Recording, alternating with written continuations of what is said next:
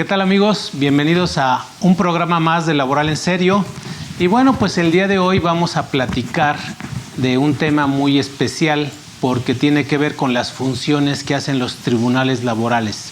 Así como lo escuchan, tribunales laborales, que es el término correcto, que ha aceptado en la Constitución y que ha quedado también en la Ley Federal del Trabajo. Y para este tema contamos con un especialista en la materia, que es el licenciado José Moisés Bertis. ¿Qué tal? Muy buenas tardes. ¿Qué tal, contador? Buenas tardes a todos.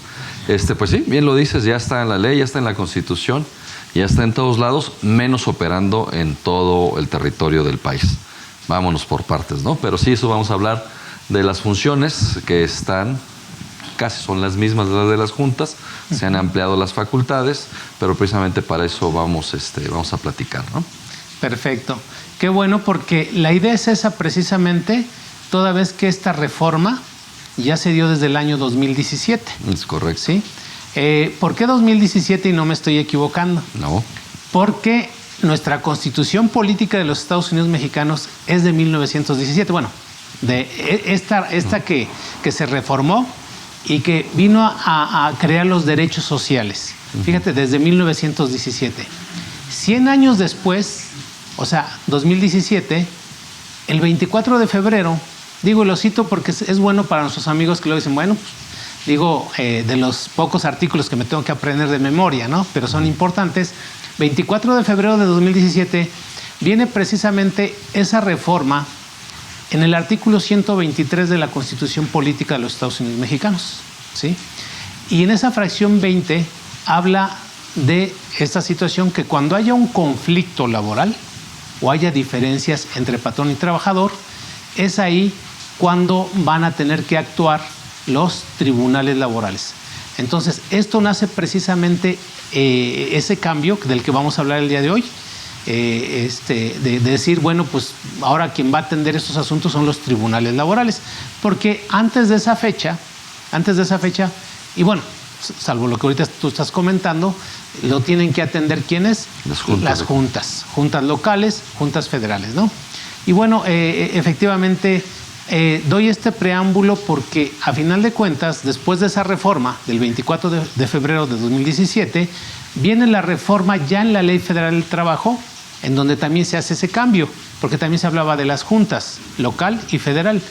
Y el 1 de mayo del 2019 es cuando se modifican la mayoría de los artículos en donde ya hacen referencia a los tribunales laborales.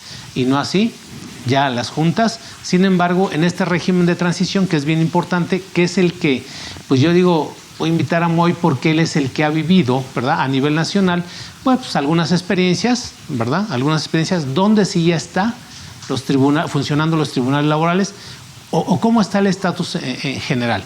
Eso yo creo que es por lo que empezaríamos, y después ver qué funciones va a hacer cada tribunal.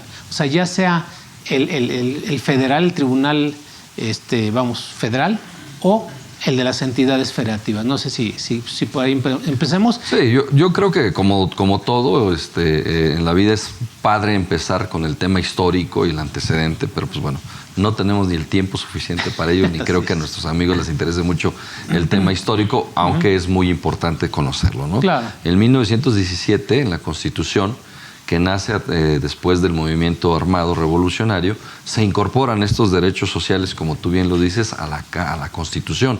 De hecho, se habla a nivel mundial como un tema muy importante en el que México es punta de lanza, en donde precisamente estos derechos sociales que principalmente identificamos como los derechos del trabajo y los derechos de la tenencia de la tierra, de los agricultores o como lo quieras llamar, se incorporan no solamente en leyes secundarias, sino en el texto de las constituciones.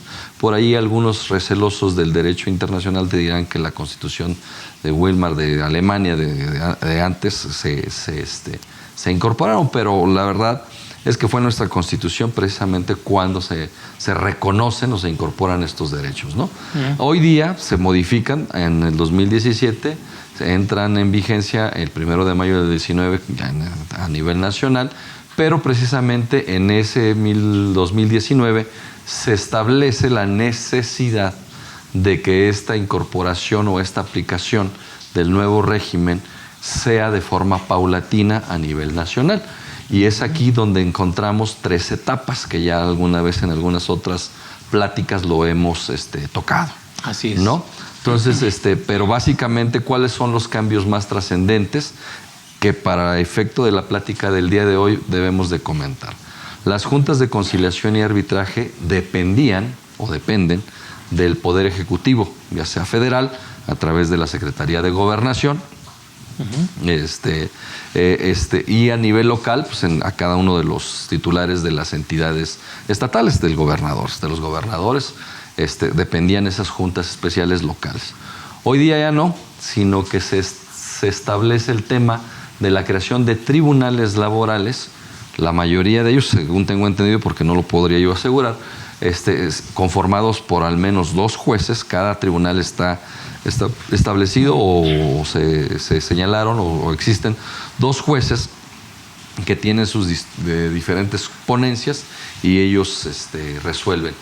Y estos tribunales ya no pertenecen al Poder Ejecutivo, sino que se trasladan al Poder Judicial, como el resto de todas las autoridades que conocemos, juzgados o tribunales civiles, mercantiles, familiares, todos los demás pertenecen al Poder Judicial federal o estatal, según corresponda. Esa incorporación es muy importante porque se da o se rompe un paradigma y se establecen nuevos criterios, se van a establecer nuevos criterios, se establecen nuevas jerarquizaciones en cuanto a esta circunstancia, aunque sigue el procedimiento laboral siendo biinstancial. Simplemente se resuelve en primera instancia y ahí directo nos vamos al amparo. No existen tribunales de segunda instancia como pueden ser tribunales unitarios o de apelación que existen en las otras materias. Aquí son biinstanciales, simplemente resuelve en primera instancia los tribunales y de ahí nos vamos a ir directamente al amparo. Aparte del traslado de estos tribunales a los poderes judiciales, amigos, es muy importante destacar la creación de centros de conciliación. Antes teníamos nada más las procuradurías de la defensa del trabajo y directamente las juntas. Tanto la procuraduría como las juntas tenían áreas de conciliación, te invitaban, te citaban para previamente tratar de resolver los conflictos, pero normalmente las demandas o ya estaban establecidas o ya estaban, interpuestas, o se tenían que interponer de forma inmediata porque se agotaba el término de prescripción. Hoy día ya no, se crea un procedimiento previo de conciliación que atienden o van a atender estos centros de conciliación, se interrumpe la prescripción, eso es muy importante que lo sepamos, y una vez que se agota esta conciliación, ya nos vamos a la demanda ante el tribunal que corresponda. Entonces, hoy día podremos hablar que de 2 autoridades que teníamos para resolver los conflictos laborales, tenemos que contar o contamos con 3. La propia Procuraduría de la Defensa del Trabajo, que sigue haciendo su función y que yo creo que tiene que subsistir. O sea, no se quita. Porque sí, mucha gente pensaba que la Procuraduría también iba a desaparecer. Exacto. Yo pensaría y diría que no. Las Procuradurías, al menos en mi experiencia, que insistiría no de forma presuntuosa, pero ya tengo 26 años litigando en esta materia laboral, siempre ha jugado un papel muy importante y lo seguirá jugando. Siempre es una institución cuya objetivo es velar, dar asesoría, pero también defender los intereses de los trabajadores y de los sindicatos. Lo siguen haciendo, pero más allá de defender esos derechos de los trabajadores y los sindicatos, tienen una gran labor de contener un poco, en la medida de lo posible, los conflictos laborales, dar la debida asesoría con aras de conciliar los asuntos. Y la verdad es que yo he aprovechado siempre mucho esa función de la Procuraduría. La tomo, la agradezco y la verdad es que la reconozco ampliamente porque nos sirve.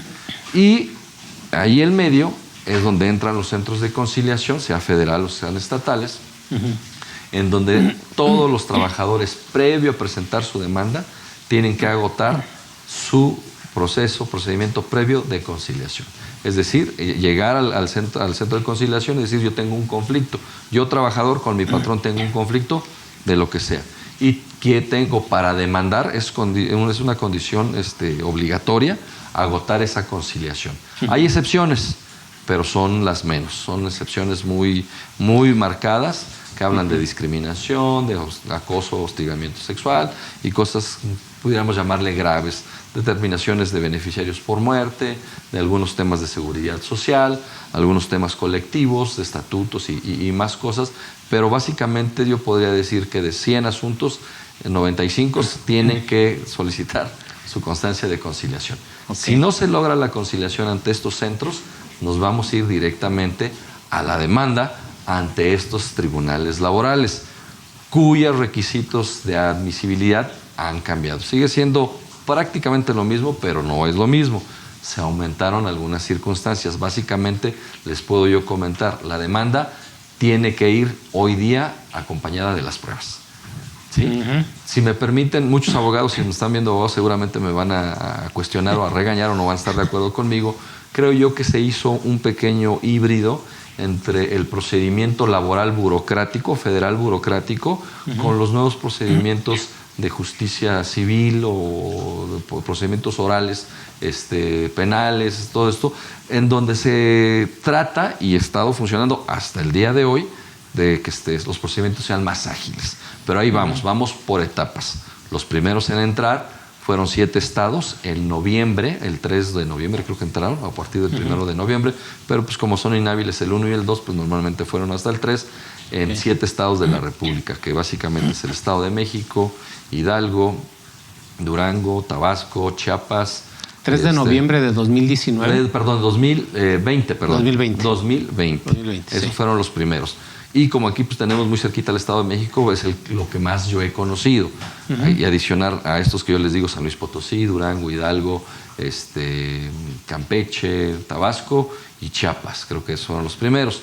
En noviembre del 2021 entraron otros, creo que fueron otros 13 o 12 estados sí, más. Que habías dicho como y algunos 13. Pidieron su prórroga, pidieron alguna prórroga porque no lo habían, todavía no estaban preparados. Entre ellos, pues bueno, podríamos destacar Baja California. Y la Ciudad de México. No, la Ciudad de México es hasta este año.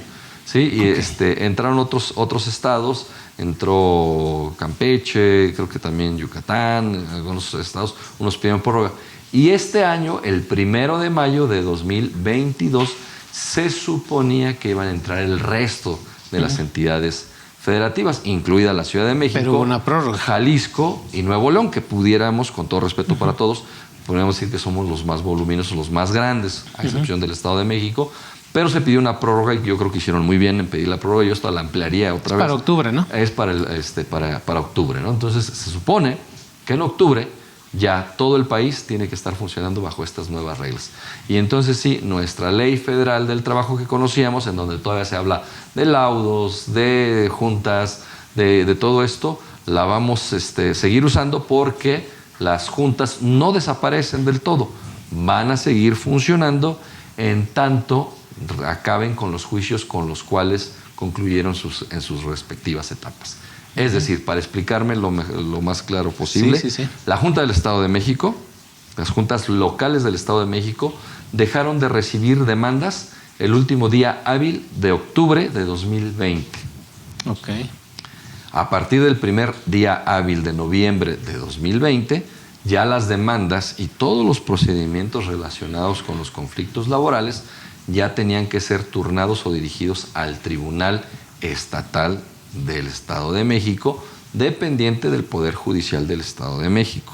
Okay. Entonces, la Junta, vamos a ponerle un número, la Junta Local del Estado de México, en todas sus locales, Texcoco, los Reyes La Paz, Tlalnepantla, Cuautitlán, Catepec, Toluca y todas las áreas por allá, también se quedaron, vamos a hablar de un número redondo, 10,000 asuntos vigentes que todavía no se resolvían para octubre del 2020. Esa junta va a subsistir hasta que acabe el último asunto que tenga vigente o que haya tenido vigente a octubre de 2020.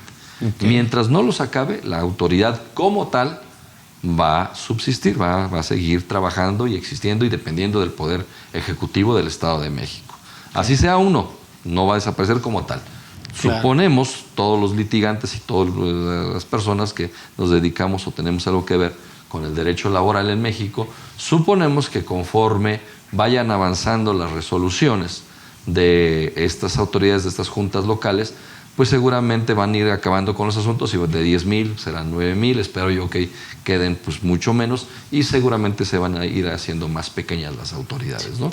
Van a ir desapareciendo gradualmente. Sí, fíjate que ahorita me quedé pensando algo, y perdón por la interrupción, No. pero la creo oportuna. Y ya hay manera de que yo, trabajador, que demandé a mi patrón, o patrón que en un dado momento quiera solicitar que se cambie digamos, el área competente para decir, oye, ya no quiero que me juzgue la Junta, quiero al tribunal. No se puede. Aquí hablamos de una competencia muy clara, que no se puede renunciar ni se puede escoger. Aquí es una competencia que lo dio el transcurso del tiempo, es decir, en el momento en que estuvimos, por ejemplo, ahí hay un cliente que tengo ahí en el despacho que tiene oficinas en la Ciudad de México y oficinas en el Estado de México. Dígase, ingenieros militares en la delegación, creo que es Miguel Hidalgo, si no me falla la memoria, sí. Y en Naucalpan, en Naucalpan, Estado de México, pegadito. en la avenida 1 de Mayo. La diferencia en distancia entre una oficina y otra, yo creo que debe ser de 1 kilómetro, o 1 kilómetro y cachito de metros, y de tiempo han de ser, en un día normal, sin tanto tráfico, han de ser 5 a máximo 10 minutos. Pues bueno, los trabajadores que presten sus servicios en ingenieros militares, al día de hoy, si tienen una controversia, un conflicto con su patrón, tienen que demandarnos en la Junta Local de la Ciudad de México. Okay. No tienen que agotar procedimientos previos de conciliación, pueden ir directamente a la Procuraduría o a la Junta de Conciliación y Arbitraje. En cambio, si el trabajador está en las oficinas y prestó únicamente sus oficinas en el Estado de México, pueden optar exclusivamente por el tema de no pueden optar, tienen que demandar en el Tribunal Estatal del Estado de México, y previamente tendrán que agotar su procedimiento de conciliación ante los centros de conciliación estatal que para efecto ya existen en el Estado de México. Hay excepciones, como todo, a esa pregunta específica que tú me haces. Por ejemplo, un trabajador que por las razones de sus funciones, lo más claro que podría ser un mensajero, un chofer, el chavo de sistemas o alguien así, que tenga que trasladarse de una oficina a otra. Es decir, que sí que esté contratado, vamos a ponerle, en la Ciudad de México y su contrato esté ahí, pero prestó sus servicios también en el Estado de México y hay forma de acreditarlo, puede optar él o puede él definir si se va a la Ciudad de México, Junta de Conciliación y Arbitraje, o irse al Estado de México, al Tribunal Laboral. Pero antes que se inicie... No, ya ahorita sí pero me refiero a la demanda, o sea, antes de que sí, o sea, mira, te lo voy a platicar. Un amigo mío acaba de tener un problema con una de las telefónicas más grandes que dominan el mercado de los celulares en México. Y él lo traen, lo contratan en Guadalajara, le piden que se venga al Estado de México, pero también muchos de los trámites por cuestiones de RH, de finanzas, las tenía que hacer él en la torre que está en Río Lerma y Mississippi, en la Ciudad de México. Entonces AT&T ya lo dije, perdón. La empresa se quiere excusar con el tema de la competencia. Dice, no, es Ciudad de México y tiene que ser Junta. Pues no, porque él también prestaba sus servicios en el Estado de México. Y la Ley Federal del Trabajo le da la opción al trabajador de escoger la competencia cuando los servicios se prestaron en diferentes entidades federativas. Aquí él puede escoger si se va en la competencia y autoridades del Estado de México o en la competencia de la Ciudad de México, ¿no? Okay. Inclusive pudiera optar por la competencia de Jalisco. Pero bueno, ahí en Jalisco también todavía no entra la reforma, entonces también todavía son juntas de conciliación y arbitraje. Perdón por el resbalón de la marca. Espero que no se haya problemas. Sí, pues creo que ha sido muy claro, está muy interesante este tema de cómo van a estar operando, y porque estamos en un proceso de transición y como bien dices, quizá dure todavía varios años. en donde van a seguir operando las juntas y donde simultáneamente o híbrido, como dices, van a operar los tribunales. Pero creo que sí fuiste claro en decir los asuntos que ya tienen las juntas, los van a terminar las juntas, ¿no? Así es. Entonces, creo que con esta nueva modalidad de justicia laboral, creo que el objetivo, por lo que estaba escuchando, es principalmente que se concilie. ¿Sí? Que se concilie, no que realmente esto se lleve a un juicio, o sea, no que se judicialice, sino que se concilie, que se resuelva antes de llegar allá. Y como bien dijiste, si no hay una conciliación, definitivamente se va a tener que solicitar esa constancia de conciliación para poder... Más bien de no conciliación para poder acudir a la demanda. Con las excepciones que dijiste. Entonces, ¿los juicios van a ser orales? ¿Van a ser escritos? Están en etapas y eso es algo que yo aplaudo mucho de la reforma. Sin hablar de procedimientos enteramente laborales, pues se tienen que iniciar con una demanda y así se establece en la ley.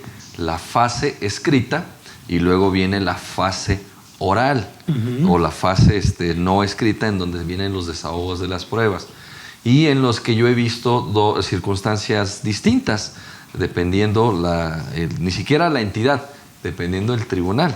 Hay un tribunal en el Estado de México que yo le aplaudo mucho, que se establece o se autodenominó como un tribunal sin papeles.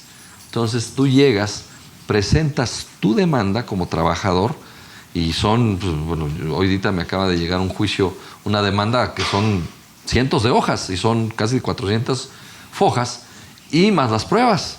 Entonces son más de 500 hojas. Una demanda laboral de Una demanda laboral, tamaño. Sí, que el abogado se inspiró terriblemente y se aventó una demanda muy amplia. Copiado todos los artículos. Muy amplia, no sé, no quiero comentarlo así, pero bueno, es muy amplia. Sí. Pero tú llegas con tu demanda, sea una hoja o sean 500, ¿no? Y el Tribunal del Estado de México del que te hablo, de forma muy, creo yo, responsable, muy organizada y muy buena, o sea, muy pausible, te recibe la demanda, la escanea las pruebas documentales y te regresa tu escrito inicial de demanda original. Tu carta poder, tu poder, todo te lo escanea y se los regresa a las partes. Llega el patrón, presenta su contestación de demanda con sus pruebas, su poder, sus documentos de personalidad, los escanean y se los regresan. O sea, el tribunal se queda con los menos documentos posibles.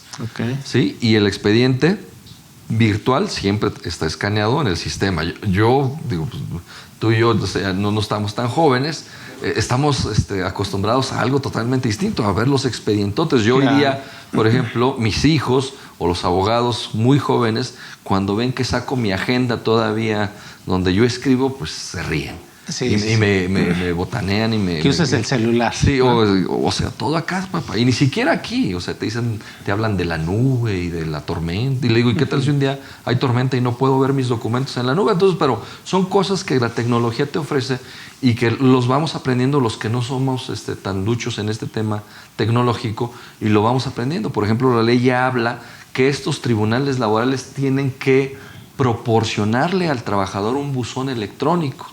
Y a ti como litigante te invitan para que generes un buzón también electrónico que en el Estado de México es tu número de cédula, que es único o personal, y el dominio del Poder Judicial del Estado de México, y todas las notificaciones te las hacen ahí, lo cual está es muy práctico, muy padre, se pueden ahorrar hojas, te ahorras mucho tiempo en el que el traslado de la notificación, se establecen reglas específicas para esas notificaciones en los que a mí me llega el correo hoy y me dicen, aquí está un acuerdo de tu asunto fulano de tal, y la ley dice que ese acuerdo se entenderá notificado a la parte 2 días después. Es decir, ganas tiempo en conocer el documento y en que empieza a surtir sus efectos para desahogar el término o lo que te den. O sea, a lo mejor me dicen, ¿qué crees? A tu demanda inicial, a tu contestación, le faltó esto. te doy un término de 3, 5 días para que lo corrijas, me lo exhibas, pero como me lo notificaron hoy lunes 8 de agosto, pasaría hoy, martes, miércoles, y a partir del jueves empiezan a correr los 3 o 5 días que me dan, y entonces en vez de tener 5 días, pues ya tuve 7 u 8, ¿no? Que para la parte, a efectos de conseguir las cosas, o de simplemente a lo mejor pensar muy bien lo que vas a desahogar, pues ganas tiempo, y eso la verdad es que está funcionando excelentemente, no solamente en el Estado de México. En mi experiencia, Estado de México, Durango y San Luis Potosí.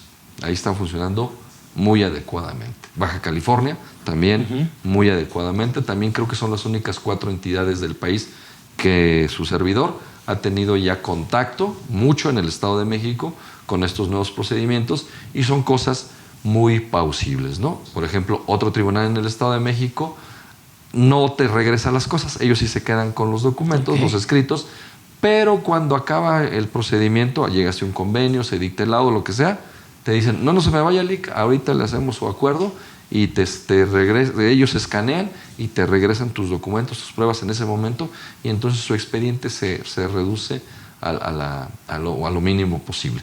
Y la conciliación, que es lo que tú tocaste, perdón por tocar ese tema, pero creo que es importante. La conciliación está presente en todo momento. Eso es fabuloso para todo el mundo, para los trabajadores, para los sindicatos, para los patrones, hasta para la propia autoridad, evidentemente, porque pues, entre menos juicios, pues menos chamba, ¿no? Entonces, claro. Pero sí, la conciliación está presente en todos lados, en la Procuraduría, en el Centro de Conciliación, pero también los jueces en el acuerdo te dicen, la conciliación es predominante en mi procedimiento. En cualquier momento pueden pedirme a mí que intervenga para efectos de conciliarlos. Afuera de los tribunales hay conciliadores que te están invitando, llega la audiencia preliminar, viene la audiencia de juicio, de desahogo de pruebas, y lo primerito que te dice el secretario auxiliar, el mismo juez, es cómo van con las pláticas conciliatorias. Ya vieron, y te ayudan, te auxilian en hacer las cuentas, porque como lo platicamos la otra vez, en estos temas laborales, para hacer cuantificaciones de indemnizaciones, de prestaciones, yo puedo, siempre les hago el reto, nunca lo he hecho, pero decirles, los que estemos sentados en la mesa, los que estemos discutiendo, abogados, administradores, contadores, lo que quieran, hagamos el ejercicio y vamos a hablar de la liquidación de Juan Pérez. Esta antigüedad, estas prestaciones, este salario, y les apuesto que es muy difícil que 2 personas en la mesa coincidamos con las mismas cuentas.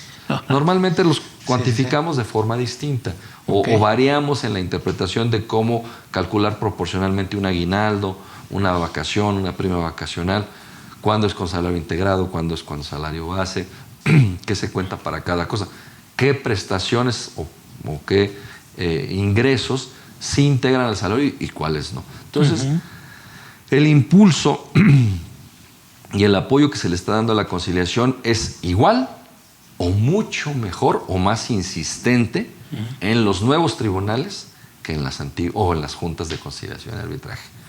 Solamente yo te puedo decir, hay un juez o un par de jueces en el Estado de México con los cuales yo de plano no coincido, porque la presión, ahí no es que te inviten, te presionan a conciliar, es sí o sí conciliar.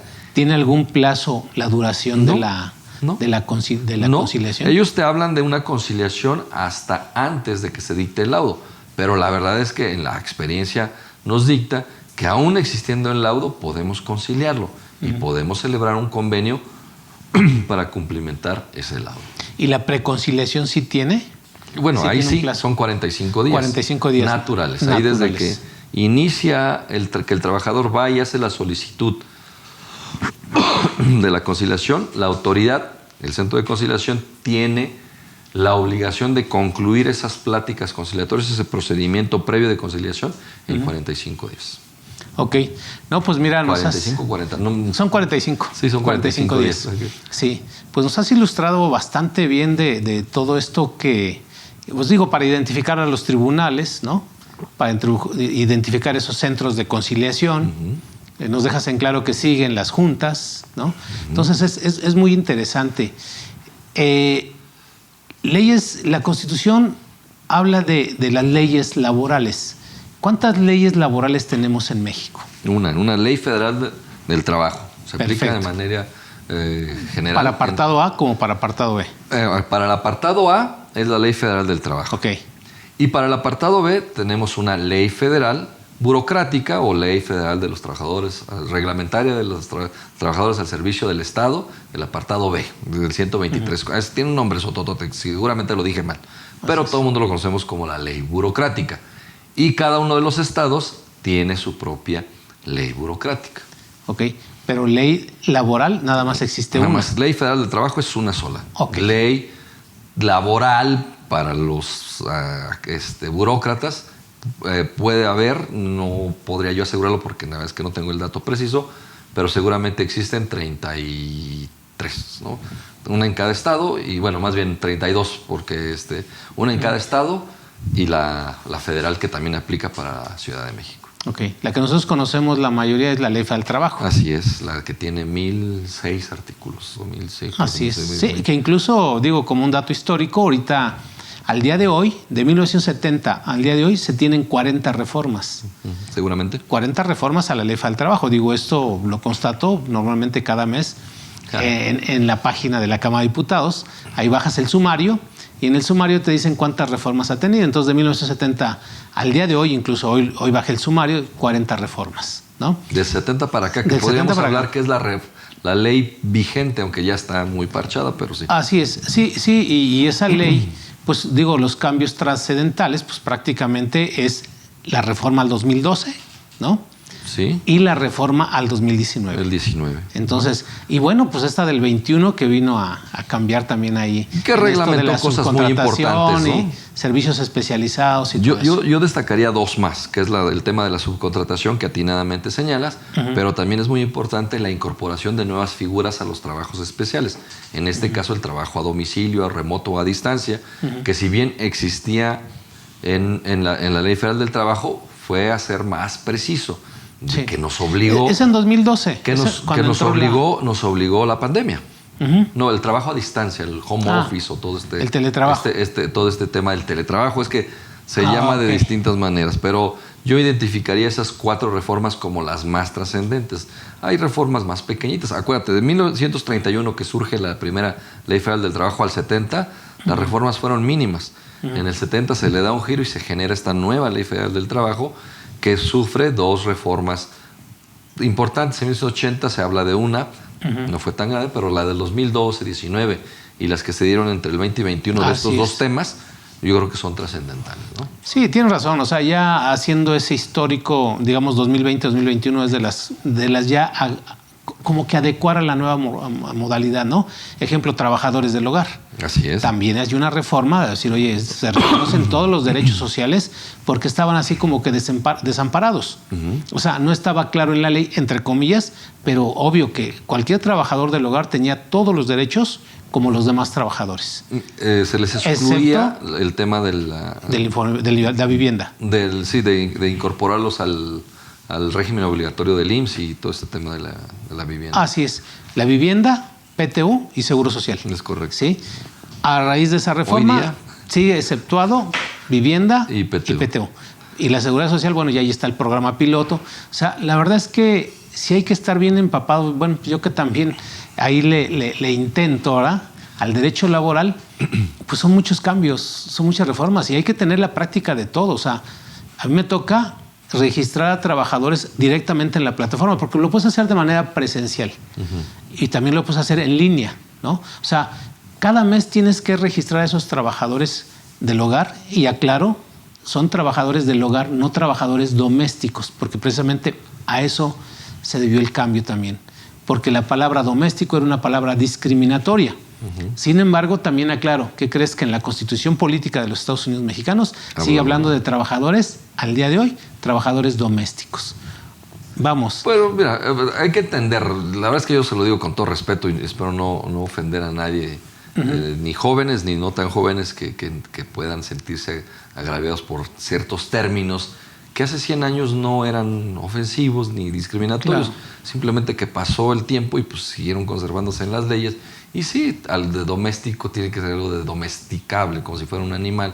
Pero pues bueno, todo el mundo sabemos a qué se refería. Pero bueno, no está de más la reforma, que bueno que se aclaró, y no pasa absolutamente No, nada. yo creo que a nuestros legisladores, la idea es también de que, digo, ¿cuánto tiempo no se llevan todos los legisladores en hablar de ese cambio importante a la ley federal del trabajo, de los trabajadores del hogar, quitar esa palabra doméstico, cuando estaba en la Constitución señalado? O sea, digo, si son legisladores, oye, pues de una vez aproveche y haz un cambio ahí, no les cuesta nada. No pasa nada. Digo, cámbialo y digo, esto no afecta en las relaciones laborales, en sus derechos de los trabajadores, a final de cuentas, llámale doméstico, llama trabajador del hogar, los derechos son los derechos. Así es. ¿No?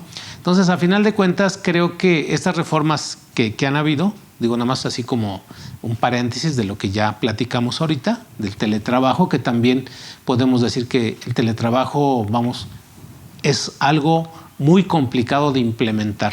Muy difícil. Por toda esa normatividad tan, pues vamos, exigible en todos los sentidos, ¿no? O sea, y tiene que repensarse. O sea, la verdad es que obviamente pues la pandemia nos agarró a todos desprevenidos, no pensamos que durara tanto y se legisló al vapor. Hay que decirlo como tal, digo, que no se ofendan tampoco los diputados. La verdad es que se legisló al vapor y se hizo una mala pegote de las legislaciones que sí ya lo tenían contemplados en Sudamérica como Chile o Colombia, y aquí la mexicanizamos y salió. Qué bueno que salió. Se sentan las bases, pero también todas las cosas son perfectibles o susceptibles de revisar y acomodar lo que se tenga que acomodar, agregar lo que se tenga que agregar y sí aclarar o retirar las cosas que están de más, ¿no? Y las interpretaciones que se den. Un patrón me dice, oye, abogado, necesito que incorpores en una adenda este tema del pago adicional por electricidad e internet para la gente que ya va a estar en teletrabajo, ¿no? O en home office o como le quieras llamar. Sí, sí, sí. Ok. Entonces le mando mi proyecto y haz de cuenta un trabajador que ganaba 10,000 pesos al mes. Y le pongo, ¿cuánto le vas a pagar de cada de esos servicios de electricidad y de internet? Y me dice 1,000 pesos mensuales. Y dije, qué bien, ¿no? Qué dadivoso, patrón. Qué consciente, patrón. Televisión de Entonces cable. le mando y todo, la adenda ya con 12,000, bueno, 10,000 de sueldo, más esto, 12,000. Y me regresa bien enojado el correo. No, ¿cómo crees? Bájaselo a 8,000 y súbele 1,000 y 1,000 para que quede otra vez en los 10,000. Y le digo, no, señor patrón, de eso no se trata la reforma. No, es que también se van a ahorrar en camiones, en comida. Eso es otro boleto y no está contemplada en la reforma. Aquí se habla de aquellos trabajadores que tú los vas a ocupar desde un lugar distinto al de tu oficina, que no necesariamente tiene que ser la casa, el que se elija o el que se acuerde entre el patrón y el trabajador. Ese va a ser el lugar remoto, no oficina, en que se van a prestar las funciones. Y por ese gasto que haga el trabajador de su electricidad y de su internet, tú le tienes que dar algo adicional. Claro. No se habla o no se contempló que ese trabajador probablemente sí gaste menos. Gaste menos en transporte, seguramente, o en comida. Pero eso no se contempló, así que si ganaba 10,000, tú a los 10,000, ¿cuánto le vas a pagar adicional por los conceptos que acabamos de platicar? Claro. Entonces, vienen muchas cosas. Sí. Pero, pues, adelante. Sí, yo decía, porque es algo como inoperable ahorita, en una situación en la que estamos, económica, porque pues, todos los requisitos que te piden, ¿no? Como patrón tienes que suministrarle todo el equipo, ¿sí? Y desde un buen escritorio, una buena silla ergonómica, pues un equipo dispositivo, ¿no? Con todos los aditamentos, o sea, las reglas que vienen ahí, todos los requisitos, o sea, digo, son difíciles de cumplir. Empezando por el espacio, o sea, las personas que van a trabajar en su casa, y ahorita lo quiero aprovechar, o sea, estamos comentando de algo, porque seguramente el día de mañana todo esto va a llegar a los tribunales. Claro. Por eso lo quiero hacer como parte de haciendo énfasis. ¿Por qué? Porque el tema es las funciones de los tribunales laborales, ¿verdad? Pero muchos de los asuntos que van a llegar a los tribunales laborales van a derivar de esas inconformidades, ¿no? Y ahí es donde quiero aprovechar también el espacio, porque ¿qué asuntos son los que tienen que ver los tribunales? O sea, pongo como ejemplo el caso de las cuestiones colectivas, ¿no? Asuntos como temas de riesgos de trabajo, asuntos como temas del reglamento interior de trabajo. O sea, un reglamento interior de trabajo que esté mal formulado, que no se cumpla, seguramente va a llegar a los tribunales. Y los tribunales van a tener que resolver de ese asunto. A eso voy. ¿Cuántos asuntos pueden ser de los que le pueden llegar a los tribunales? Aquí la reforma también tiene esa bondad o ese trabajo bien hecho por parte del legislador, en el que se adelantó un poquito y previó todos estos temas. Okay. El Centro Federal de Conciliación se le puso un segundo apellido muy largo, así como de la Góngora y Pimentel de la Inmaculada. Acá es Centro Federal de Conciliación y de Registro Sindical, colectivo, de contratos colectivos. O sea, ese Centro Federal le dieron un poder tan grande, unas atribuciones tan grandes en temas colectivos, que como que todavía no se ha dimensionado. Y no se ha dimensionado porque todo lo que se supondría que ya debieron de haber hecho, no se ha hecho. Y se dan prórrogas, y se dan prórrogas, y se dan prórrogas, y no lo han hecho. Tantito que no lo hacen los sindicatos y tantito que la autoridad, Secretaría del Trabajo o Centro Federal, no se han animado a ahora sí decirle, pues ahora sí te doy la ultimísima prórroga y aquel sindicato que no actualice o verifique sus contratos colectivos, los voy a dar de baja. Pero no lo hacen porque el poder de los sindicatos, la verdad es que es muy fuerte. Y se hablan de números. Ahorita no recuerdo el número exacto. ¿Tú eres abogado de un sindicato? De algunos sindicatos los asesoro. La verdad es que yo no litigo colectivo. La verdad es que no tengo ni corazón ni estómago por estos temas colectivos, y la verdad es que prefiero dárselos a un compañero del despacho. ¿Eres asesor? Sí, yo los asesoro mucho, pero no entro al tema específicamente. Pero sí me hablan haz de cuenta que si fueran 1000 contratos colectivos a nivel nacional, que no son 1000, son muchísimos más, no se han legitimado, no se han tenido su sellito, su palomita por parte del área correspondiente de este nuevo Centro Federal de Conciliación y de Registro Sindical. Y es todo un proceso. Ajá, sí, es un proceso. El que se acaba de legitimar es digamos, de lo que me enteré, ¿no? El contrato colectivo de Pemex. Apenas lo acaban el mes pasado. Por ejemplo, todas esas entidades grandes, la UNAM, Pemex, CFE, lo acaban de hacer hace reciente. Así es. Y fue un proceso no fácil, pero eso están hablando porque esos sindicatos son muy activos, son reales, tienen un aparato de representación o de asesoría jurídica real y bueno, pero si tú hablas de sindicatos más pequeños o que andan por otros temas no muy legales, pues la verdad es que no lo están haciendo. Y precisamente este amigo de una central obrera, una confederación obrera, me dice, pues de 1000 se han legitimado 100, faltan 900.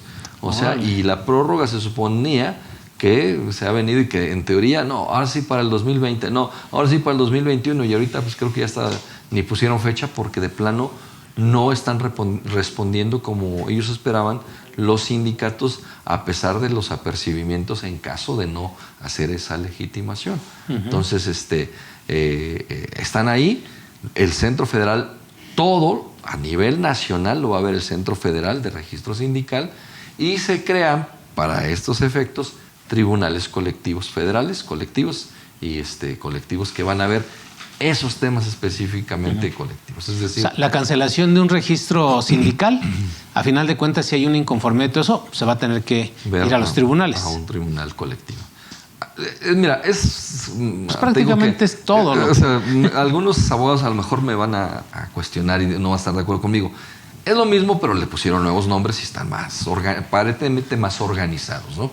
Cuando existían las juntas, o en donde existen las juntas, dentro de esas juntas, las juntas especiales veían los conflictos individuales, y existía la Secretaría de Asuntos Colectivos, la Secretaría de Registro, la Secretaría de Huelgas. Entonces, no era una junta, era una secretaría especial, pero esa secretaría tenía habilitadas mesas de trabajo y ahí veía los conflictos y ahí levantaba las audiencias. Entonces, hoy día desaparecen esas juntas, desaparecen sus secretarías correspondientes, pero se crean tribunales laborales de asuntos individuales, tribunales laborales de asuntos colectivos. ¿Vale? Ok. Entonces ahí es donde van a tener que acudir. Y los tribunales laborales de asuntos individuales pues van a resolver todos los demás controversias, desde el reclamo de prestaciones, de escalafón o por cuestiones de separaciones. Huelgas. No, huelgas, esos van a los colectivos. Ah, ok. Esos van a los colectivos. Entonces, todos los temas que el trabajador en lo individual vea, un reclamo de una prestación de horas extras, un reclamo de prestación de un aguinaldo mal pagado, una reclamación de cualquier condición de trabajo que no individual, se cumpla. que no sea colectiva. Así es que Sí, no si sea es colectiva, existen los tribunales colectivos específicos, especiales, que van a resolver estas controversias. Y todos estos ¿Es a lo que se le llama tribunales federales? ¿O? son los federales Los colectivos. federales. ¿Sale? Colectivos. Entonces, pero aquí, ojo, la conciliación va a estar presente también con ellos. Porque muchos decían, oye, ya no vamos a poder conciliar en los tribunales. Sí, lo vamos a hacer. Evidentemente, no es lo mismo, pero sí, en el ámbito federal, con ciertas dependencias, la conciliación casi no se da. En Pemex, en CFE, en la UNAM, en todas estas corporaciones, organismos públicos, grandototes, casi no hay conciliación. Es muy raro. Pero en los asuntos individuales, contra la gasolinera de aquí de la esquina, contra la escuela que está aquí a la vuelta de las oficinas, todas estas entidades privadas más pequeñas, pues es más factible. ¿Por qué? Pues porque quien decide pues es el que tiene su dinero, ¿no? En cambio, en los organismos, pues como no es lana de los funcionarios, difícilmente se negocia, o existen organismos de contención o de regulación de esas conciliaciones, porque también se puede prestar a malas interpretaciones, ¿no? O sea, no es muy fácil para un abogado de Pemex o de CFE o de la UNAM lograr un acuerdo. ¿Por qué? Porque luego se le cuestiona, ¿y por qué lo arreglas? ¿No?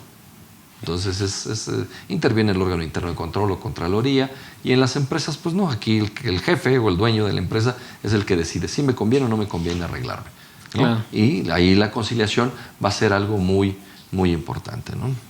Muy importante, básica, yo creo, para este nuevo sistema laboral que vamos a tener vigente a partir de octubre, ahora sí, ya en todo el país. La Ciudad de México acaba de expedir su reglamento orgánico, no recuerdo qué sea, de su centro de conciliación. ¿Qué problemas están teniendo los estados? Y va a tener la Ciudad de México, y va a tener Nuevo León. Nuevo León va un poquito más adelante porque creó una ciudad judicial, Jalisco, la infraestructura, la capacitación, el personal suficiente y capacitado. Entonces, no va a estar fácil, ¿no? Yo ya lo he identificado. O sea, cuando perdón, en el Estado de México cayeron las primeras demandas, yo no tuve una demanda ni en noviembre ni en diciembre, pero los primeros días de enero presenté una demanda. La resolví en marzo. Rapidísimo. Notificaron todo casi como dice la ley, en los términos que dice. A las 24 horas ya estaba turnado, a los 5 días ya estaba notificado el patrón. El patrón tuvo que contestar en 15 días. Vino y nos arreglamos. En 2 meses, Hoy día ya no pasa eso. Porque pues, empezaron con 200 juicios, ahorita ya tienen 2,000. Entonces ya los tiempos no les están dando. Y no hay el número de personas para poder... No hay ni los tribunales ni las instalaciones. Por ejemplo, te platico. En Naucalpan, en mismo Tlalnepantla también, que son los que más voy yo, hay 2 salas orales. De esas bonitas, como casi como las de Estados Unidos. Pero no son iguales. Pero muy similares, donde hay estrados, cámaras por todos lados. Muy bonitas. Hay 2. Pero ¿qué crees? Para el tribunal laboral solamente está habilitada una. A veces le prestan la otra el tribunal civil o familiar que tienen. Entonces los comparten esa segunda sala, y entonces si señalas 8 audiencias preliminares o de juicio en un día, pues no les da. Entonces ya se están enfrentando a la falta de infraestructura.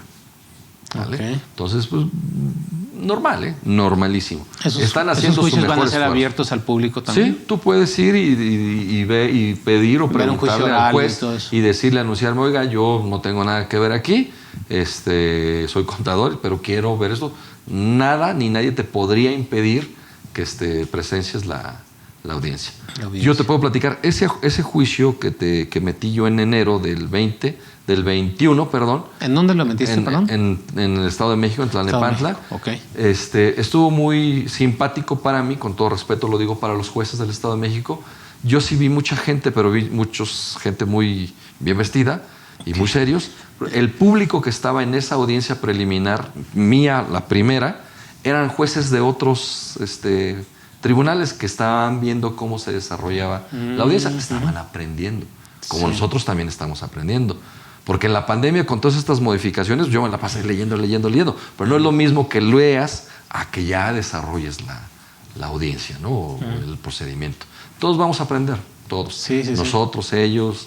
Y todo lo que venga, ¿no? Y todo lo que venga. Y interpretaciones erróneas, como por ejemplo, que cierto tribunal decía, no, te falta la constancia. Tú demandaste a el Patito SADCB y al dueño A de Patito, a uno de los socios. Y eso, fuiste al centro de conciliación y pediste tu constancia, y como no hubo arreglo, te dieron tu constancia por la empresa Patito SADCB y por Pancho López.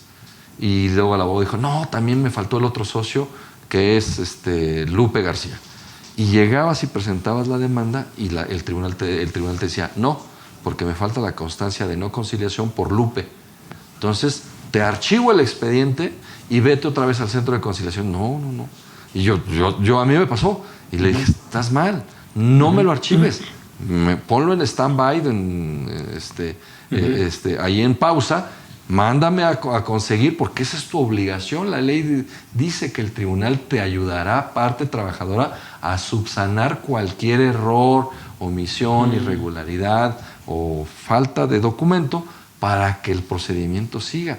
No habla, ni siquiera le da la facultad al juez de poder archivar en esa instancia un juicio laboral. En los nuevos tribunales. Y hoy día ya está resuelto por jurisprudencia. Ahí sí se resolvió rapidísimo. ¿Por qué? Porque fue un tema de inicio de juicio. La forma de cuantificar los salarios que se estableció en el 2012, nos tardamos 5 o 6 años para ver a qué se referían con intereses compuestos. El 2% sobre la base de 15 días capitalizables al pago, perdón, así dice la ley. Nos tardamos casi 6 años. Salió la jurisprudencia que, a ver, no se compliquen, esto es así. Casi 6 años. Aquí no, afortunadamente no, fue un año en donde les dijeron a todos los tribunales estatales, no puedes archivar las demandas por falta de un documento, por falta de una irregularidad, una omisión. Tienes que inclusive ayudarle al trabajador a subsanar esa irregularidad. Ya, ahí vamos trabajando. No, pues qué bien. La verdad, vamos muy bien. Qué padre que tú estás en ese tipo de actividad. Es una experiencia nueva, nueva en esta parte laboral, ¿no? Porque pues vamos en los otros asuntos civiles, mercantiles, todo eso, bueno, pues ya también se tiene una tradición. Así es. Bueno, pues no sé si pudiéramos contestarles ahí algunas preguntas a nuestros amigos. Mario Raúl nos comenta ahí, una persona física que está peleando sus derechos de seguridad social, que Nacional Monte de Piedad dejó de pagar 7 años y es patrón, el expatrón, me imagino, se lleva 10 años alargando el asunto. ¿Por qué se hace un proceso tan largo si ese tipo de derechos no prescriben? ¿Y qué se puede hacer al respecto? Bueno, yo aquí, pues, yo le diría a Mario Raúl, pues según, ¿no? Así que dependiendo de qué está hablando específicamente, pero bueno, estaría yo entendiendo. ¿Está peleando sus derechos de seguridad social? De seguridad social o simplemente que sería, que una empresa, que de aportaciones. Pues no sé exactamente. Bueno, Nacional Monte de Piedad es un... pues no es una dependencia pública, pero sí rige o sí se llevan sus asuntos en la Junta Federal. Por ejemplo, por el tema de ciertos, como el préstamo trae aparejado intereses y trae un tema ahí como asimilable a una institución de crédito, cosas por el estilo, sí es del ámbito federal. Pero aquí a mí me gustaría saber si hubo una separación o no, o simplemente se dejaron de pagar los temas de seguridad social y eso es lo único que demandó. 10 años, pues sí, me suena muchísimo. ¿qué se puede hacer? Cuando habla del expatrón, pues quiere decir que ya terminó esa relación. Que terminó aparentemente. Entonces, si ya ganó y está en la ejecución o inclusive estando en el propio procedimiento y lo único que queda por pagar son los derechos, el pago de cuotas y regularización en la seguridad social y ya está en ejecución, yo sí le recomendaría a Mario Raúl o a quien tenga el problema que le diga a su abogado que explore la posibilidad de un amparo indirecto que agilice esta ejecución. Okay. En donde si se lo conceden en los términos que normalmente lo están haciendo, o sea, los juzgados de distrito que ven estos amparos indirectos tienen una visión ya más clara en el tema de decir, ya no estamos resolviendo un juicio, estamos viendo ya que se cumplimenten los derechos que ya fueron determinados válidos o a favor del trabajador, los cuales pues se deben de cumplir lo antes posible. Porque por ahí decía un gran filósofo jurista que no hay nada más parecido a la injusticia que la justicia tardía, ¿no? O sea, ¿de qué sirve que ganes un juicio si después te tardas tantos años en que te lo paguen, ¿no? Y no solamente que te paguen una indemnización, un salario caído, una prestación, es muy importante las aportaciones de seguridad social, porque a lo mejor ese trabajador ya está en la parte final de su vida laboral y quiere o busca la jubilación, y si no se la pagan, pues es un derecho que le corresponde, y sobre todo si ya lo ganó. Si ya lo ganó. No es fácil, porque luego las mismas instituciones de seguridad social también ponen piedritas en el asunto. Te digo porque yo lo he visto en algunos temas con la universidad, que la universidad le dice, oye, ¿cuánto te debo de este trabajador que ya me ganó? Fueron X número de años en los que estuvo fuera, y el ISSSTE te dice, sí, pero déjame hacer el cálculo actuarial porque depende con qué salario, en qué año, y no está fácil hacer el cálculo. Sí. Tú como contador seguramente lo sabes. Así entonces, luego se tardan, pero así como que 10 años, pues sí está medio tardado, ¿no? Pero bueno, sí puede explorar la posibilidad de un amparo indirecto. Ok. Bueno, también tenemos aquí a Fernando Contreras, que nos pregunta... según en el estado de, nos hace el comentario, según en el estado de Veracruz se tienen solo 3 meses para demandar reinstalación o finiquito de acuerdo a la ley por despido injustificado. ¿Qué pasa si ya pasó ese tiempo y ya no se pudo demandar? Me llama mucho la atención. Es por trabajador de gobierno. Sí, ok. Entonces ahí ya creo que se aclaró. El término de 3 meses, nunca lo había escuchado yo. Creo que nunca he demandado un tema o nunca he visto un tema de un trabajador burócrata del estado de Veracruz. Pero, por ejemplo, sí existe la posibilidad. La regla general te dicta que en el apartado A, Ley Federal del Trabajo, son 2 meses por despido para demandar tu reinstalación o tu indemnización. En la Ley Burocrática Federal son 4 meses. Se amplía el término. Pero, por ejemplo, en la Ley Burocrática del Estado de México también son 2 meses. He visto innumerables asuntos que a los abogados que no se ponen a estudiar, que dicen, es del Estado de México, pero es también tribunal estatal, o sea, burócrata del Estado. 4 meses. Y cuando llega la demanda le dicen, ¿qué crees? Se te pasó porque aquí en el Estado de México son 2, de acuerdo a la ley burocrática. Supongo que aquí nuestro amigo que habla de Veracruz, también la ley burocrática del Estado de Veracruz establece ese término de 3 meses. Y yo le comento a Fernando Contreras que en honor a la verdad y a la justicia, si ya se le pasaron los 3 meses y no demandó, no es que no pueda demandar, puede demandar, pero seguramente le van a resolver que su derecho ya prescribió. Puede demandar respecto a las acciones por despido injustificado, es decir, la reinstalación o la indemnización. Puede demandar seguramente prestaciones que le deban, reinstalación, aguinaldo, vacaciones vacacional, tiempo extraordinario, bonos, vales, todo lo demás. Ahí normalmente, eso es una regla, la prescripción es de 1 año, casi en todo el país, para todo el resto que no tenga las excepciones. Perfecto. Pero habrá que ver. Pero sí, no es tanto que ya no se pueda demandar, lo puede demandar, pero seguramente su acción respecto a la reinstalación ya está prescrita. Perfecto. Bueno, muy buena pregunta, porque aprovechamos para que nos ilustraras de que se manejan las diferentes leyes, diferentes plazos de la prescripción. Ojo. Ahí muy buena pregunta. Marco Antonio Aguirre nos dice, buenas tardes, se presentó a la Junta de Jalapa, Veracruz, una demanda por un despido injustificado. Esto fue en el año 2020. Hasta ahorita la Junta no ha podido notificarle a la empresa que yo como trabajador presenté una demanda. Mi pregunta es, ¿pierdo mi derecho como trabajador a que se me liquide por el tiempo que ya pasó? No lo has perdido, Marco Antonio, al contrario. Bueno, no es que al contrario, simplemente, pues ahí algo seguramente está pasando por la falta del emplazamiento de ese patrón, pero no pierdes tus derechos, se están acumulando, pues ya no salarios caídos al 100%, pero sí intereses que contempla el artículo 48. Esto fue en 2020. No nos habla de qué mes, pero creo que Veracruz entró al nuevo sistema hasta el 21, entonces seguramente todavía es con la ley antes de la reforma, antes del nuevo sistema. Entonces la Junta de Conciliación y Arbitraje, el día de mañana que logres emplazar y ganar tu juicio, el tiempo transcurrido sí corre un poquito en perjuicio de él, porque por el primer año solamente tendrá derecho a sus salarios caídos al 100%.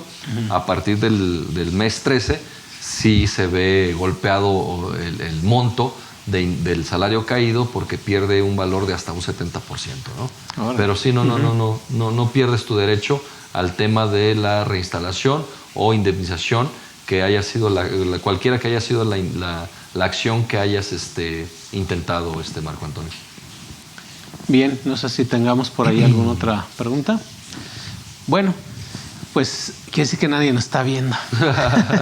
No, sí hay bastantes. Bueno, ahí a nuestro amigo de Jalapa, nada más que le puede hablar con su abogado, y hay varias formas para notificarle, inclusive de pedirle a la Junta que lo autorice a él como trabajador y o a su abogado para que acompañen al actuario a notificar a la empresa, ¿no? Y notificarlo o promover por ahí también un amparo indirecto, ¿no? Pero bueno. Sí, fíjate que en estos temas, o sea, creo que en esta materia, sobre todo en la laboral, a veces la audiencia que tenemos, pues digo, como que no quiere escuchar esto de los tribunales laborales, ¿no? O sea, pues ahí están, y es lo que va a estar. Nos da miedo y digo, no, tenemos que estar abiertos a saber qué es lo que hacen. Por eso el tema era, ¿qué funciones van a hacer los tribunales laborales? Que digo, pues muchas gracias, licenciado, porque ya nos ilustraste de que a final de cuentas sus funciones es hacer justicia. Así es, van a resolver las controversias, de la forma más correcta, justa o legal. Usted, cada quien que le ponga el adjetivo calificativo que quiera, de esas controversias. Y laborales. Yo sí creo en esa justicia, porque más si va a ser en un juicio oral, creo que ahí te conduces con la verdad. Los apercibimientos son distintos. Estamos viendo ciertas reacciones de los jueces, unas muy bravas, muy temerarias, y otras muy correctas, creo yo. La verdad es que aquel abogado que se dedique a hacer, vamos a hacer prácticas poco leales o legales, va a tener problemas, O sea, claro.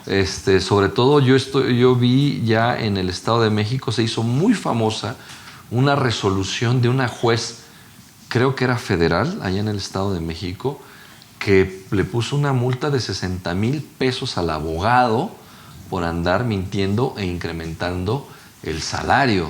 Porque hay una tesis inclusive que decía, no es creíble, con todo respeto para los trabajadores del ramo, que un chofer, no de transporte federal, que luego los traileros o los de autobuses ganan un poquito más, un poquito más, pero un chofer, vamos a ponerle normal, gane 50,000 pesos mensuales. No es creíble, ¿no? Claro. Que un ayudante general gane 50,000 pesos. Entonces, a ese abogado, yo no lo conocía, no lo conozco, pero que en teoría en Toluca es muy famosón porque infla sus demandas o incrementa el salario que realmente tenía, le pusieron una multa. La juez lo multó por mentir, por faltar a la verdad en su demanda. Porque la ley lo contempla. Así es. Sí, imponerle sanciones. Claro, faculta a los jueces. Son responsables. Sí, la ley a los jueces les da muchas facultades.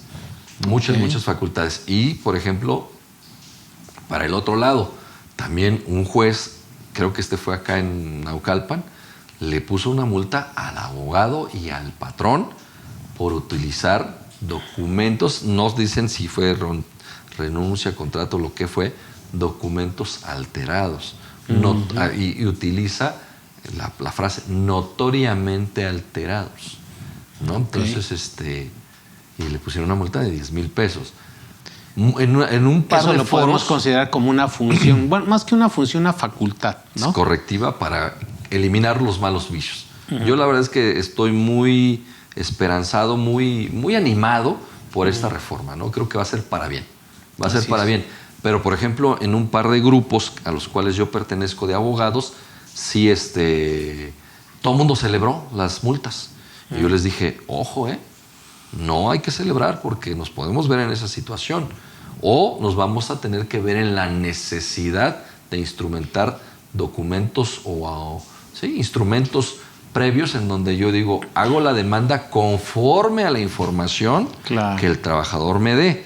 Ahí es más fácil que yo le diga al trabajador, tú firma tu demanda y la metemos ahí. Y si tú me dijiste que ganabas 10,000 pesos y no los ganabas, pues es tu problema. ¿Y a los trabajadores un juez le puede multar? Sí, también. Es muy difícil, pero también eso para los que llevamos patrones. Decir, esta contestación es conforme a los documentos, instrucciones, información que me dio mi patrón. Pero entonces yo ya me voy a conflictuar con mi patrón porque le voy a pedir que me firme un documento en el que me diga que me dio una renuncia en tal característica, un contrato así asado, o que me diga, no ganaba eso y después resulte que sí. Ahorita me acaba de pasar en un juicio también en el Estado de México. Me dice, yo a ese trabajador no lo conozco, es una trabajadora, no la conozco, bla, bla, bla, bla. La dio de alta en el Seguro Social. Órale. Es algo contradictorio. No, pues en perjuicio de él, pero si el día de mañana me dice, tú tuviste la culpa, pues ¿qué me dijiste tú que no la habías dado de alta, que nunca la contrataste, que no hay recibos, que no había nada? Y resulta que la diste de alta en el Seguro Social. Pero bueno, ¿vale? Perfecto, ¿no? Pues es que es muy interesante todo este tema. Digo, por ahí nos hacen unas preguntas adicionales. Dice, falleció un trabajador, Max José, falleció un trabajador hace 2 años de enfermedad general. No tiene mamá, ni la esposa, ni hijos. Me imagino que ni cónyuge, ¿no? Y una hermana solicita la liquidación. ¿Sí procede? Bueno, ahí no hay una liquidación. Ahí hay un derecho a recibir el pago de prestaciones que el trabajador devengó y a lo mejor alguna prestación, una gratificación que exista por la muerte. Claro. ¿Sí? En muchos lugares sí existe y el artículo 501 establece quién tiene derecho a ese pago, pago de marcha que le llamamos ayuda para gastos de función, pero por ejemplo ese trabajador sí generó seguramente parte proporcional de aguinaldo, vacaciones prevacacional, al menos. Sí. Y lo puede solicitar la hermana siempre y cuando, porque está contemplado dentro de esos beneficiarios del artículo 501, pero siempre y cuando acredite que dependía económicamente de ese trabajador. Así es. ¿No? Sí, o que la había tenido registrada también como beneficiaria, porque acuérdate hay muchas formas de acreditar. Sí, hay muchas formas, sí, porque acuérdate que una de las reformas fue designa a los beneficiarios, que no necesariamente necesitan ser tus familiares. Como requisito en el contrato, los contratos, ¿no? Así es. Entonces, si tú designas a la prima, al tío que es el que te cuidó, lo que tú quieras, ese va a ser el beneficiario y como ya está sentado en un contrato ya es más fácil. Por eso la importancia de, en un contrato, designa a tus beneficiarios en qué porcentaje, qué parentesco, su CURP, todo, para que sea más fácil, ¿no? Yo he visto casos un poquito extremos en el que se les deja a las parejas teniendo familia. He visto que se les deja a amigos teniendo familia o padres. Sí. He visto que se les deja inclusive a cuidadores. Por ahí una maestra le dejó o lo designó beneficiario a la persona que lo auxilió, chofer, era su todo. Ese cuate le ayudaba en todo porque la maestra ya no se podía valer por sí misma al 100%, entonces le ayudaba en todo este cuate y a él lo designó beneficiario. Y después vinieron por ahí algunos sobrinos que le salieron a reclamar esto y se armó pues, un rollo, ¿no? Claro. Una buen litigio. Afortunadamente, fue un presidente de la Junta, de una Junta Federal, sentó a los sobrinos y a esta persona, trabajador de la difunta profesora, y llegaron a un arreglo en hacer un convenio para que se repartiera en partes iguales es lo que se le debía. Pues es bien importante, licenciado, porque mira, la verdad que no tenemos esa cultura de decir, bueno, oye, pues mira, en caso de que pase esto, ¿qué crees que tú eres beneficiario? ¿No? A mí el otro día mi hija me dio la noticia, papá, te tengo una buena noticia, eres beneficiario del 50% de mis afores. Dice, solamente cuando me muera, algo así. Le digo, hija, aquí le mando un saludo muy grande. Pero a final de cuentas, le dije, hija, pues dámelo por papel. O sea, usted me está diciendo de palabra que soy beneficiario de un 50%, ¿no? Lo mismo que al rato cambio de opinión. Claro. Por eso a lo mejor me dice, pues no te lo doy porque al rato puedo cambiar de opinión. Te portas mal y te quito ese 50%, ¿eh? Y es válido. Porque en esa cuenta que se aperturó en la Afore, pues vamos, ahí también te piden que designes beneficiarios, que pueden ser diferentes de los de una liquidación, ¿no? O sea, es un tema muy amplio, muy bonito. Yo creo que por el tiempo que dura este programa, a ver si tenemos otra charla, licenciado, porque pues es muy interesante todo lo que nos has platicado y todo lo que has vivido, ¿no? Y de cada tema, pues tú sabes que hay un buen, ¿no? O sea, hoy hablamos de esas funciones, que creo que sí se cumplió con ese objetivo, de las que hacen los tribunales laborales, pero van a seguir dándose casos. Yo creo que para octubre me gustaría, independientemente de que haya otra charla antes, de que nos reunamos para ver en ese momento. Ahora sí, ya estamos, todos estamos bajo las mismas reglas. Así es. Y de ahí, pues retroalimentar y decir, bueno, pues ahora hay que prepararse con esto. O sea, cómo se está llevando, cómo se va a llevar a cabo, qué requisitos, etcétera, ¿no? Si quieres, hacemos esa plática con nuestros amigos.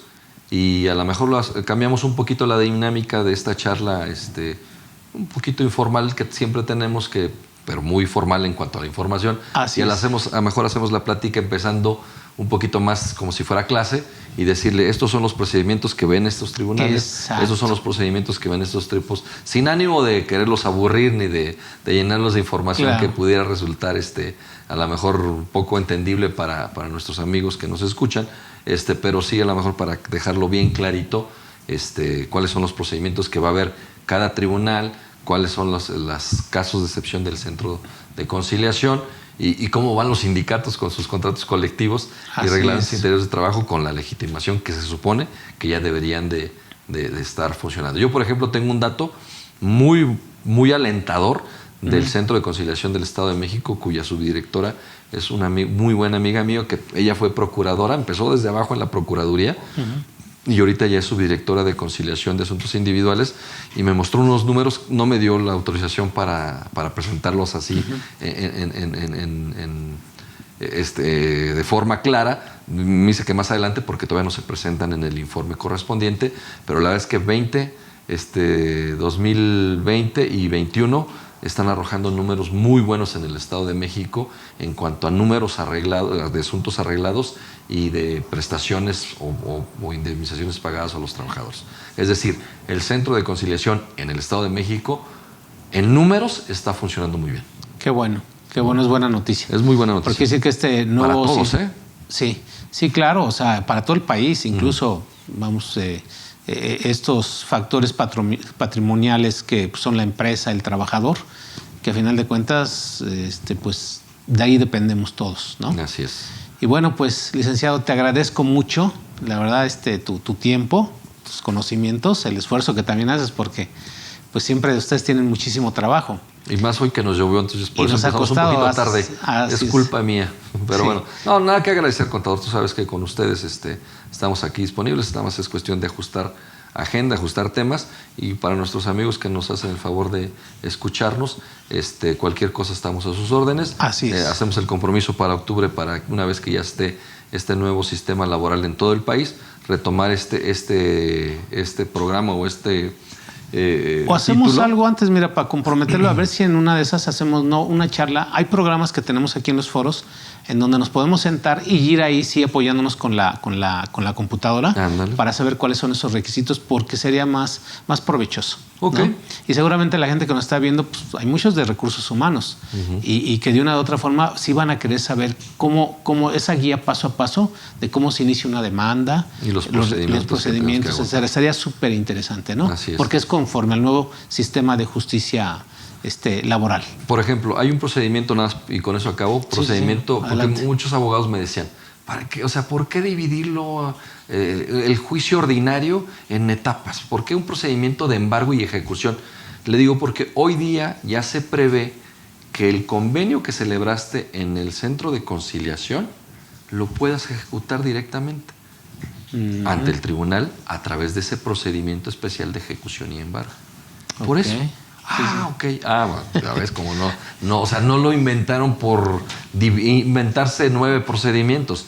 Todos tienen una razón de ser. Perfecto. ¿Sale? Perfecto. Pues muchísimas gracias. A tus órdenes, contadores. Saludos a todos. Hasta luego, amigos.